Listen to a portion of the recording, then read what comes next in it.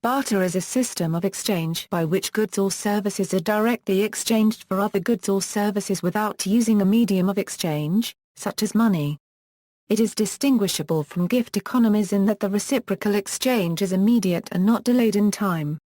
It is usually bilateral, but may be multilateral and usually exists parallel to monetary systems in most developed countries, though to a very limited extent. Barter usually replaces money as the method of exchange in times of monetary crisis, such as when the currency may be either unstable or simply unavailable for conducting commerce. David Graeber argues that the inefficiency of barter in archaic society has been used by economists since Adam Smith to explain the emergence of money, the economy, and hence the discipline of economics itself. Economists of the contemporary orthodoxy propose an evolutionary development of economies which places barter, as a natural human characteristic, at the most primitive stage, to be superseded by monetary exchange as soon as people become aware of the latter's greater efficiency. However, extensive investigation by anthropologists like Graeber has since then established that no example of a barter economy, pure and simple, has ever been described, let alone the emergence from it of money. All available ethnography suggests that there never has been such a thing. But there are economies today which are nevertheless dominated by barter. Since the 1830s, direct barter in Western market economies has been aided by exchanges which frequently utilize alternative currencies based on the labor theory of value, and designed to prevent profit-taking by intermediators. Examples include the Owenett Socialists, the Cincinnati Time Store, and more recently ethical hours and the Let system. Economic theory, Adam Smith on the origin of money. Adam Smith, the father of modern economics, sought to demonstrate that markets pre-existed the state, and hence should be free of government regulation. He argued that money was not the creation of governments. Markets emerged, in his view, out of the division of labor, by which individuals began to specialize in specific crafts and hence had to depend on others for subsistence goods. These goods were first exchanged by barter. Specialization depended on trade, but was hindered by the double coincidence of wants, which barter requires, that is, for the exchange to occur, each participant must want what the other has. To complete this hypothetical history, craftsmen would stockpile one particular good, be it salt or metal, that they thought no one would refuse. This is the origin of money according to Smith. Money, as a universally desired medium of exchange, allows each half of the transaction to be separated. Barter is characterized in Adam Smith's The Wealth of Nations by a disparaging vocabulary, higgling, haggling, swapping, dickering. It has also been characterized as negative reciprocity, or selfish profiteering. Anthropologists have argued, in contrast, that when something resembling barter does occur in stateless societies it is almost always between strangers, people who would otherwise be enemies. Barter occurred between strangers, not fellow villagers, and hence cannot be used to naturalistically explain the origin of money without the state. Since most people engaged in trade knew each other, exchange was fostered through the extension of credit. Marcel Mauss, author of The Gift, argued that the first economic contracts were to not act in one's economic self-interest, and that before money, exchange was fostered through the processes of reciprocity and redistribution, not barter. Everyday exchange relations in such societies are characterized by generalized reciprocity, or a non-calculative familial communism, where each takes according to their needs, and gives as they have. Limitations. Barter's limits are usually explained in terms of its inefficiencies in easing exchange in comparison to the functions of money, need for presence of double coincidence of wants. For barter to occur between two people, both would need to have what the other wants. Absence of common measure of value. In a monetary economy, money plays the role of a measure of value of all goods, so their values can be measured against each other. This role may be absent in a barter economy. Indivisibility of certain goods. If a person wants to buy a certain amount of another's goods, but only has for payment one indivisible unit of another good which is worth more than what the person wants to obtain, a barter transaction cannot occur. Lack of standards for deferred payments. This is related to the absence of a common measure of value, although if the debt is denominated in units of the good that will eventually be used in payment, it is not a problem. Difficulty in storing wealth. If a society relies exclusively on perishable goods, storing wealth for the future may be impractical. However, some barter economies rely on durable goods like pigs or cattle for this purpose. Advantages. Direct barter does not require payment in money, hence will be utilized when there is little information about the creditworthiness of trade partners or there is a lack of trust. The poor cannot afford to store their small supply of wealth in money, especially in situations where money devalues quickly. History. Silent trade. Other anthropologists have questioned whether barter is typically between total strangers, a form of barter known as silent trade. Silent trade, also called silent barter, dumb barter, or depot trade, is a method by which traders who cannot speak each other's language can trade without talking.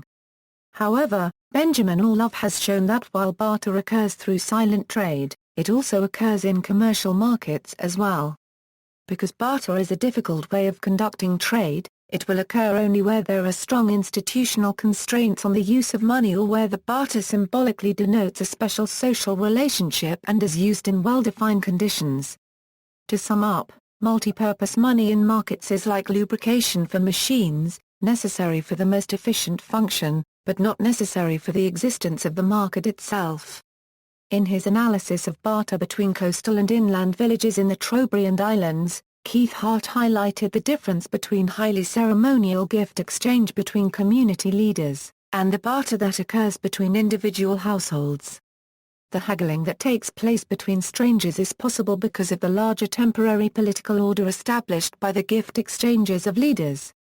From this he concludes that barter is an atomized interaction predicated upon the presence of society, and not typical between complete strangers. Times of monetary crisis. As Orlov noted, barter may occur in commercial economies, usually during periods of monetary crisis. During such a crisis, currency may be in short supply, or highly devalued through hyperinflation. In such cases, money ceases to be the universal medium of exchange or standard of value. Money may be in such short supply that it becomes an item of barter itself rather than the means of exchange. Barter may also occur when people cannot afford to keep money.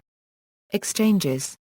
Economic historian Karl Polan has argued that where barter is widespread, and cash supplies limited, barter is aided by the use of credit, brokerage, and money as a unit of account.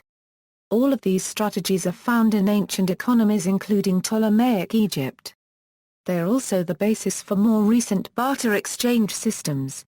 While one-to-one bartering is practiced between individuals and businesses on an informal basis, organized barter exchanges have developed to conduct third-party bartering which helps overcome some of the limitations of barter. A barter exchange operates as a broker and bank in which each participating member has an account that is debited when purchases are made, and credited when sales are made. Modern barter and trade has evolved considerably to become an effective method of increasing sales, conserving cash, moving inventory, and making use of excess production capacity for businesses around the world. Businesses in a barter earn trade credits that are deposited into their account. They then have the ability to purchase goods and services from other members utilizing their trade credits. They are not obligated to purchase from those whom they sold to, and vice versa. The exchange plays an important role because they provide the record-keeping, brokering expertise and monthly statements to each member. Commercial exchanges make money by charging a commission on each transaction, either all on the buy side, all on the sell side, or a combination of both. Transaction fees typically run between 8 and 15%. Utopian socialism. The Owenite Socialists in Britain and the United States in the 1830s were the first to attempt to organize barter exchanges. Owenism developed a theory of equitable exchange as a critique of the exploitative wage relationship between capitalist and laborer, by which all profit accrued to the capitalist. To counteract the uneven playing field between employers and employed, they proposed schemes of labor notes based on labor time, thus institutionalizing Owen's demand that human labor, not money, be made the standard of value. This alternate currency eliminated price variability between markets, as well as the role of merchants who bought low and sold high. The system arose in a period where paper currency was an innovation.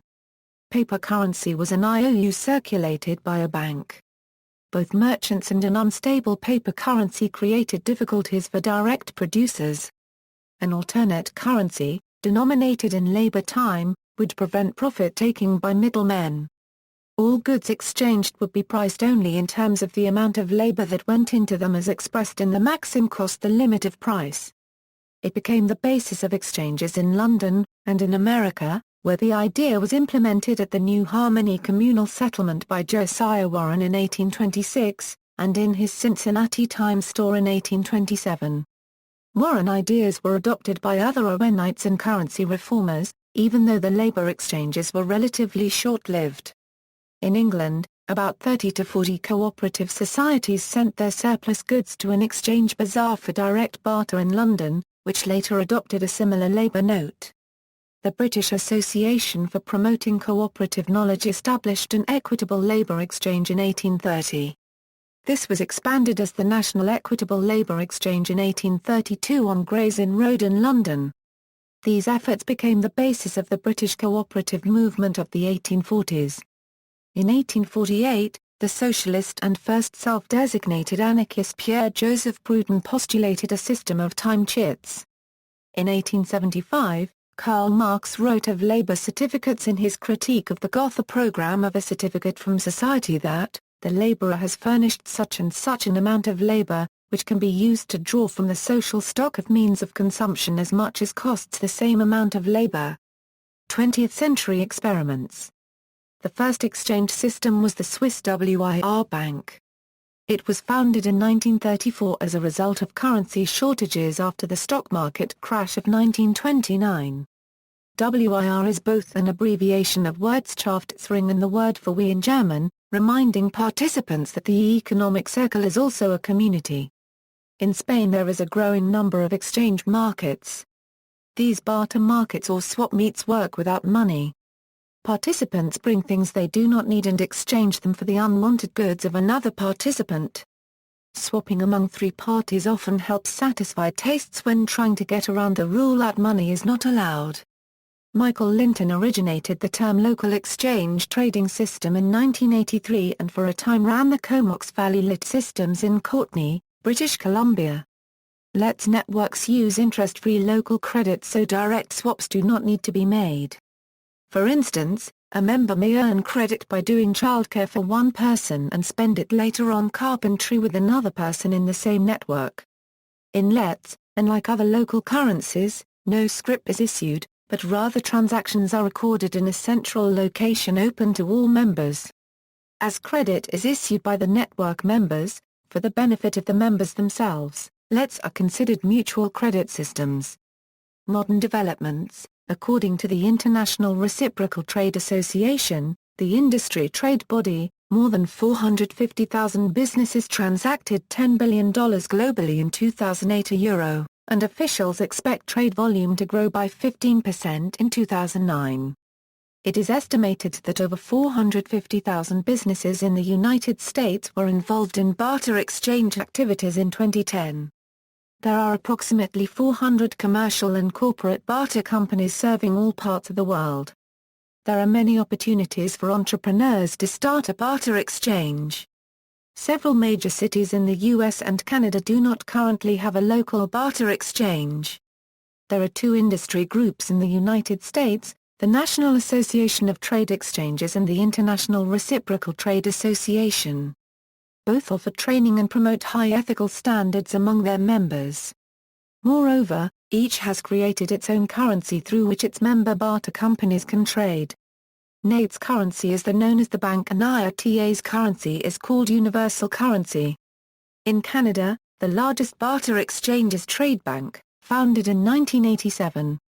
In the United States, the largest barter exchange and corporate trade group is International Monetary Systems, founded in 1985, now with representation in various countries. In Australia and New Zealand the largest barter exchange is Bartercard, founded in 1991, with offices in the United Kingdom, United States, Cyprus, UAE and Thailand. Corporate barter focuses on larger transactions, which is different from a traditional, retail-oriented barter exchange. Corporate barter exchanges typically use media and advertising as leverage for their larger transactions. It entails the use of a currency unit called a trade credit. The trade credit must not only be known and guaranteed, but also be valued in an amount the media and advertising could have been purchased for had the client bought it themselves. Soviet bilateral trade is occasionally called barter trade, because although the purchases were denominated in US dollars, the transactions were credited to an international clearing account, avoiding the use of hard cash. Tax implications. In the United States, Karl Hess used bartering to make it harder for the IRS to seize his wages and as a form of tax resistance. Hess explained how he turned to barter in an op-ed for the New York Times in 1975. However, the IRS now requires barter exchanges to be reported as per the Tax Equity and Fiscal Responsibility Act of 1982. Barter exchanges are considered taxable revenue by the IRS and must be reported on a 1099-B form. According to the IRS, the fair market value of goods and services exchanged must be included in the income of both parties. Other countries though do not have the reporting requirement that the U.S. does concerning proceeds from barter transactions, but taxation is handled the same way as a cash transaction. If one barters for a profit, one pays the appropriate tax. If one generates a loss in the transaction, they have a loss. Bartering for business is also taxed accordingly as business income or business expense. Many barter exchanges require that one register as a business. See also. References